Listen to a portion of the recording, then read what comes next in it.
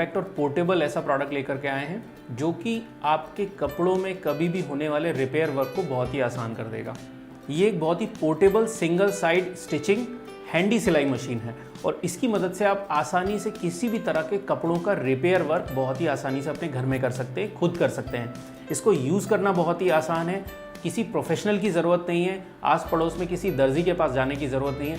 किसी भी तरह के आपके कपड़े हैं, चाहे वो साड़ी है, सिल्क का कोई कपड़ा है, सलवार सूट है, या फिर आपके पैंट शर्ट्स हैं डेली पहनने वाले, या फिर डेनिम आप पहनते हैं अगर, तो डेनिम में भी कुछ फट गया है, कहीं कुछ हो गया है प्रॉब्लम, तो आप इससे आसानी से उसको रिपेयर कर सकते हैं, स्टिच कर सकते हैं।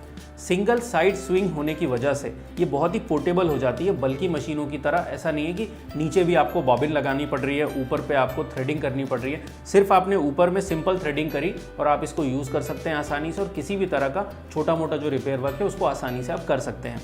इसमें दिया जाता है नीचे 4 AA सेल्स लगाने की जगह, तो ये 4 AA सेल्स में आसानी से आप इनकी मदद से आप इसको यूज़ कर सकते हैं। सेल्स लगाए आपने और मशीन जो है वो यूज़ करने के लिए रेडी हो गई। सिंपल एक पुश बटन मैकेनिज्म ऊपर दिया गया है, इसको आप दबाएंगे तो मशीन जो है आपकी चलना शुरू हो जाएगी। साथ साथ में जब आप इसको यूज़ नहीं कर रहे हैं तो गलती से ये बटन ना दब जाए, इसके लिए इसका ऊपर लॉकिंग मैकेनिज्म भी दिया है। ये लॉकिंग मैकेनिज्म की वजह से किसी भी तरह से ये मिसयूज़ नहीं होगी, या फिर आपने बैग में रखी हुई है तो गलती से ये बटन प्रेस हो जाए और मशीन चल जाए, ऐसा भी नहीं है। जब कभी सिलाई ठीक से नहीं हो रही होती है तो इस डायल की मदद से हम उसकी टेंशन को कंट्रोल कर सकते हैं। अगर हम एंटी क्लॉकवाइज घुमाएंगे तो हम धागे को थोड़ा ढीला कर सकते हैं, और अगर हम क्लॉकवाइज घुमाएंगे तो हम धागे की टेंशन को और टाइट कर सकते हैं। हम इस डायल की मदद से अपनी सिलाई को ठीक कर सकते हैं। आइए अब आपको बताते हैं कि इसे यूज़ कैसे करना है। तो सबसे पहले यूज़ करने के लिए ज़रूरी है कि हम प्रॉपर थ्रेडिंग कर लें। इसमें थ्रेडिंग सबसे इम्पॉर्टेंट पार्ट है। जो भी हमें थ्रेड यूज़ करनी है वो थ्रेडिंग व्हील हमने ले लिया, और इसको हम धागे को ऊपर की तरफ रख के, और ये जो सेक्शन है यहाँ पे हम स्प्रिंग को निकाल देंगे, और इसके बाद सबसे पहले इसमें थ्रेडिंग व्हील लगा देंगे और फिर लास्ट में स्प्रिंग लगाएंगे, और उसके बाद इसको हम इस जगह पर पुश करके सेट कर देंगे। इसके बाद अब इस लूप से थ्रेड को पास करेंगे, टेंशन कंट्रोल नॉब से थ्रेड को पास करेंगे, फिर नीचे दिए गए मेटल के लूप से भी थ्रेड को हमें पास करना होगा, और फिर लास्ट में 4th स्टेप में निडल से हम थ्रेड को पास करेंगे। थ्रेडिंग करना बहुत ही आसान है। नीचे से ऊपर की तरफ हम थ्रेड को प्लास्टिक लूप से पास करेंगे, तो ये फर्स्ट स्टेज कंप्लीट हो जाती है।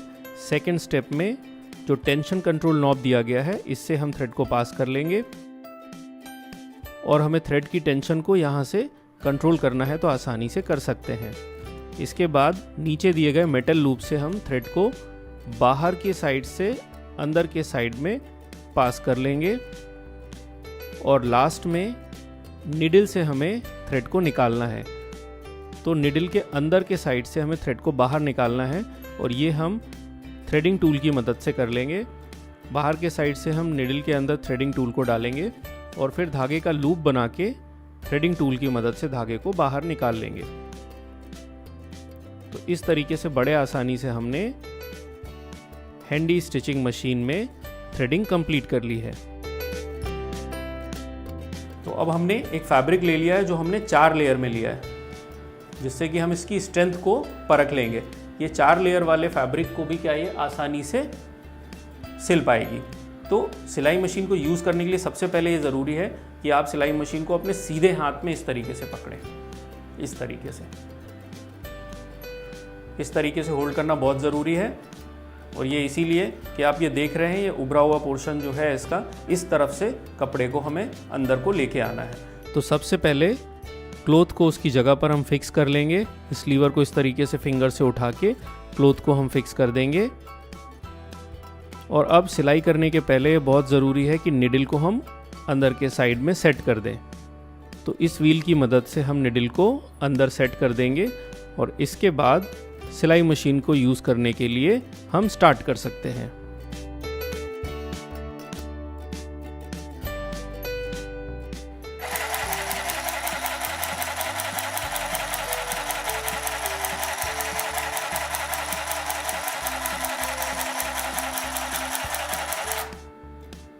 तो आप देख सकते हैं सिंगल स्टिच सिलाई की मदद से हमने आसानी से एक 4 लेयर फैब्रिक को सिल दिया है।